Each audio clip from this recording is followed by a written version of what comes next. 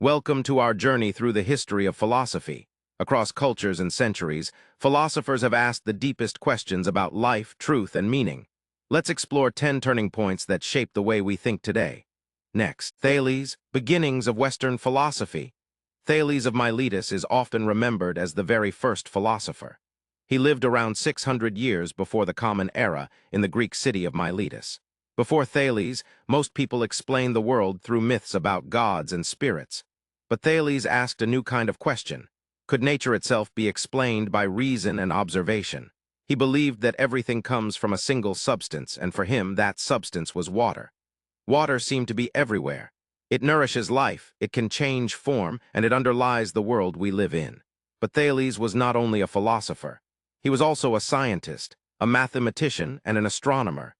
He is said to have measured the height of the Egyptian pyramids using shadows, and even predicted a solar eclipse. What makes Thales important is not just his answer, but his method. He was one of the first to shift explanations away from myth and toward natural causes.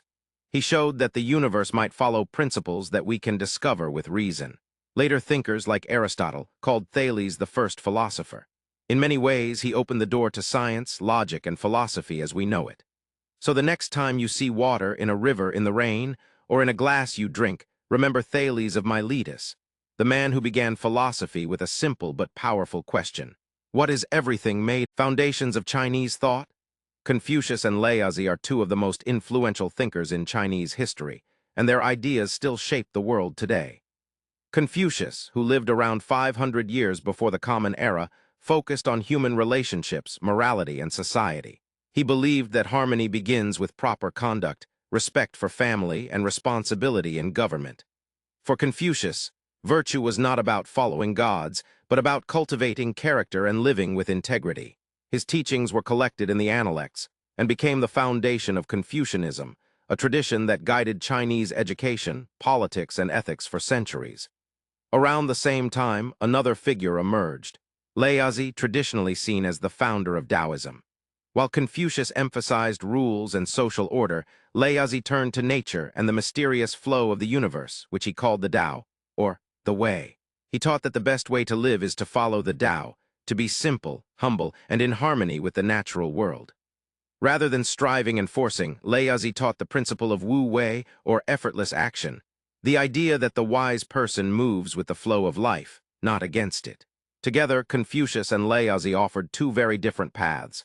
One built on duty, tradition, and society, the other on nature, mystery, and inner peace.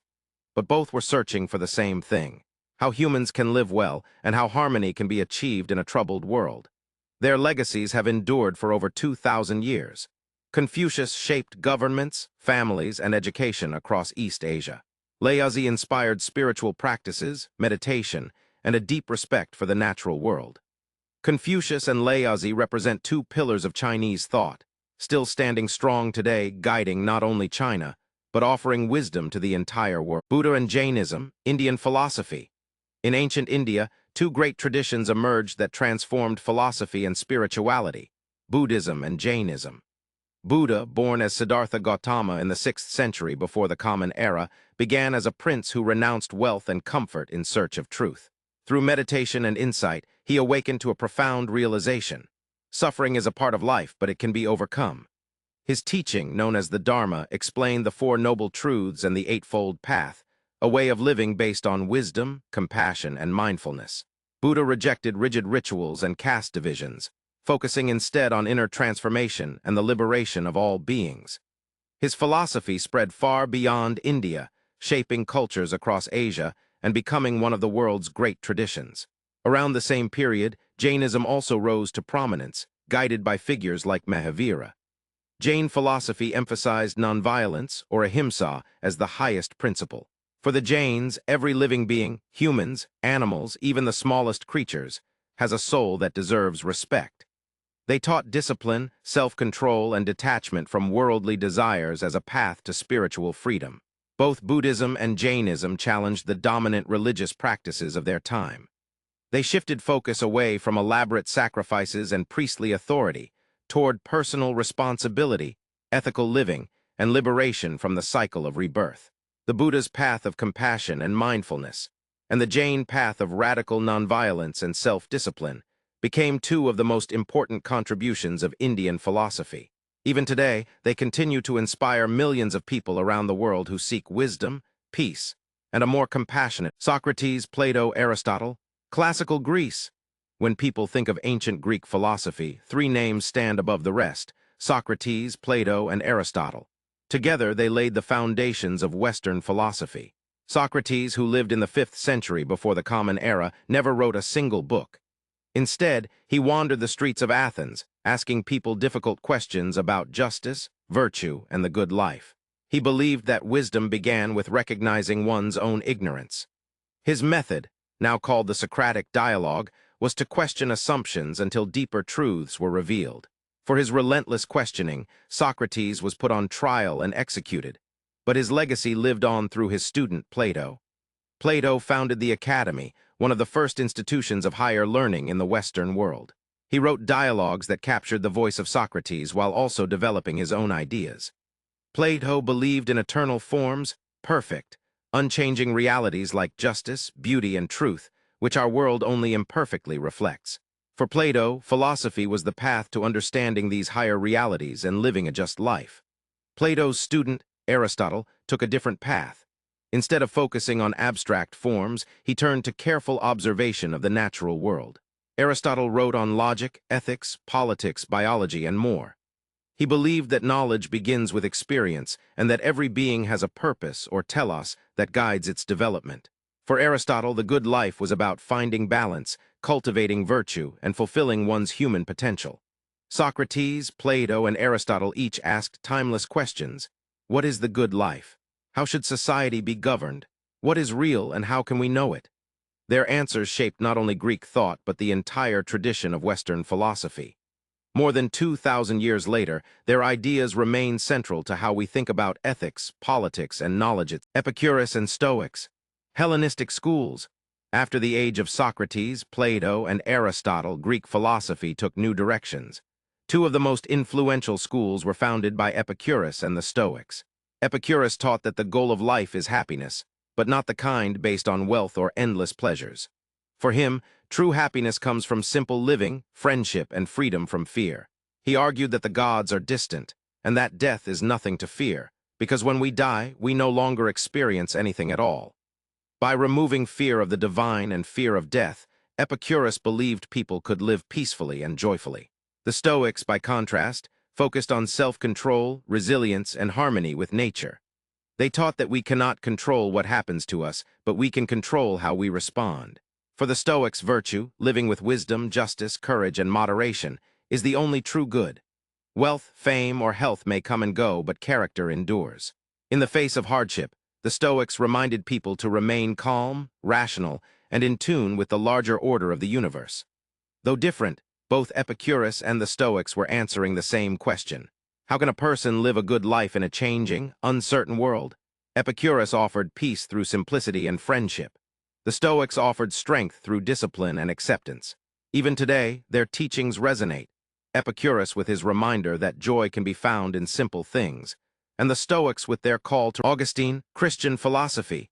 In the late Roman world, one thinker transformed philosophy by bringing it into dialogue with Christianity.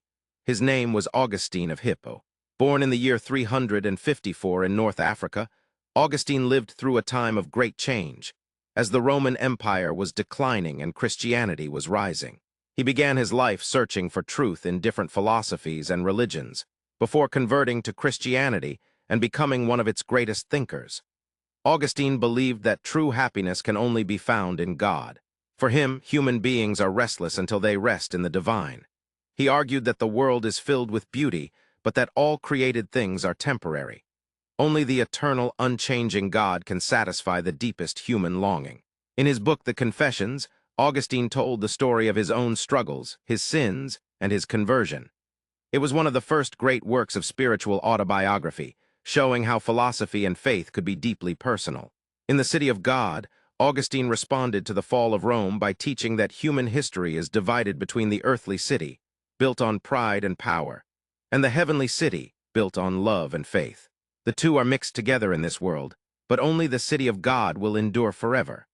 Augustine's ideas shaped Christian theology for centuries, but also influenced broader philosophy.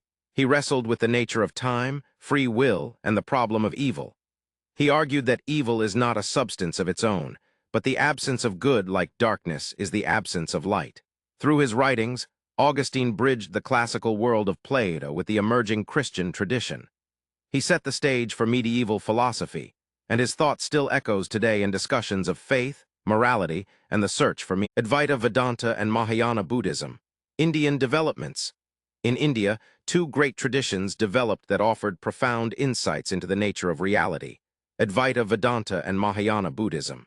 Advaita Vedanta, rooted in the Upanishads, was most clearly taught by the philosopher Shankara in the 8th century. It is a philosophy of non-duality. Advaita teaches that beneath all appearances, there is only one ultimate reality, Brahman, infinite and eternal. The self, or Atman, is not separate from Brahman. Our sense of individuality is an illusion, and liberation comes from realizing this unity. For Advaita, knowledge is the path to freedom, the insight that all beings and the universe itself are one. Mahayana Buddhism, which arose centuries earlier, expanded on the teachings of the historical Buddha. It emphasized the ideal of the bodhisattva, one who seeks enlightenment not only for oneself but for all beings. Mahayana thinkers like Nagarjuna explored the concept of emptiness, or shunyata, the idea that all things lack a fixed, independent essence. Nothing exists on its own. Everything arises in dependence on everything else. This vision dissolves rigid boundaries and opens the way to compassion, since all beings are interconnected. While Advaita Vedanta sees ultimate reality as oneness, Mahayana Buddhism sees it as emptiness. One affirms an eternal ground, the other denies fixed essence. Yet both traditions aim at liberation from suffering and ignorance, and both have inspired countless seekers on the spiritual path. Advaita Vedanta and Mahayana Buddhism remain among the most influential schools of Indian philosophy. One teaches unity with the absolute, the other teaches compassion through interdependence. Together, they show the depth and diversity of India's search. Avicenna and Averroes. Islamic Golden Age. During the Islamic Golden Age, philosophy flourished in the cities of Baghdad, Cordoba, and beyond. Two of its greatest thinkers were Avicenna and Averroes. Avicenna, also known as Ibn Sina, lived in Persia around the year 1000. A brilliant physician and philosopher, he wrote the Book of Healing and the Canon of Medicine, which influenced both Islamic and European science for centuries. Philosophically, Avicenna blended Aristotle with Islamic thought. He argued that the universe exists because of a necessary being, God, and that all other things flow from this ultimate source. He also made important contributions to logic, psychology, and the philosophy of the soul. Averroes, or Ibn Rushd, lived in Muslim Spain a century later. He became famous as a defender of Aristotle. Averroes argued that philosophy and religion are not enemies but can support one another. For him, truth can be reached both through reason and through faith. His commentaries on Aristotle were so influential that in medieval Europe, he was simply called the commentator. Together, Avicenna and Averroes show how Islamic philosophy kept the torch of Greek thought alive, while also transforming it. Their work traveled into Christian Europe, sparking debates that shaped medieval scholasticism and the Renaissance. The Islamic Golden Age was not only about preserving knowledge, it was about advancing it. And thinkers like Avicenna and Averroes remind us how deeply philosophy is enriched when different cultures and Thomas Aquinas. Scholasticism. In the 13th century, one figure became the towering voice of medieval philosophy, Thomas Aquinas. Aquinas lived in a world where Christian theology and Aristotelian philosophy were colliding. Many wondered, could faith and reason truly fit together? Aquinas answered with a resounding yes. In his masterpiece, the Summa Theologica, Aquinas built a vast system of thought that united logic, natural philosophy, and theology. He argued that truths discovered by reason and truths revealed by faith both come from God, and therefore cannot truly contradict one another. One of his most famous contributions was his 5 Ways, arguments for the existence of God. These included the ideas that motion requires a first mover, that causes trace back to a first cause, and that the order of the world suggests a guiding intelligence. But Aquinas also emphasized natural law, the belief that moral principles are built into human nature and can be discovered through reason. This idea shaped not only Christian ethics, but also later concepts of human rights and justice. Aquinas was deeply influenced by Aristotle, but he gave Aristotle's philosophy a new home inside Christian theology. In doing so, he created a synthesis that defined medieval scholasticism and remained central to Catholic thought for centuries. For Aquinas, philosophy was not opposed to faith. It was a pathway toward understanding it more deeply. His legacy shows how reason and belief, instead of being enemies, can become partners in the search for Machiavelli and Renaissance humanists. The Renaissance was a rebirth of learning, art, and philosophy in Europe. Thinkers turned back to classical Greece and Rome, but with a new focus on human potential and worldly life. This movement was called humanism. Renaissance humanists believed that education, literature, and history could improve both individuals and society. They celebrated human dignity, creativity, and reason, shifting philosophy away from purely religious concerns toward the richness of human experience. Among the boldest voices of this era was Niccolo Machiavelli. Living in Florence in the early 1500s, Machiavelli wrote The Prince, one of the most famous and controversial books in political philosophy. Unlike earlier thinkers who emphasized morality and virtue, Machiavelli studied power as it really works. He argued that rulers must sometimes use deception, fear, or even cruelty to protect their state. For him, politics was not about what ought to be, but about what actually is. This earned him a reputation as cynical, even ruthless, but also as realistic and clear-eyed. Together, the humanists and Machiavelli represent two sides of Renaissance thought. The humanists believed in uplifting human potential through knowledge and culture. Machiavelli revealed the hard truths of political life. Both shaped the modern world. Humanism helped spark new art, science, and education. Machiavelli gave us a lasting debate about power, ethics, and leadership, a debate that still continues today. Philosophy is a story that stretches across time, connecting thinkers from every corner of the world. Thanks for joining this journey, and don't forget to subscribe.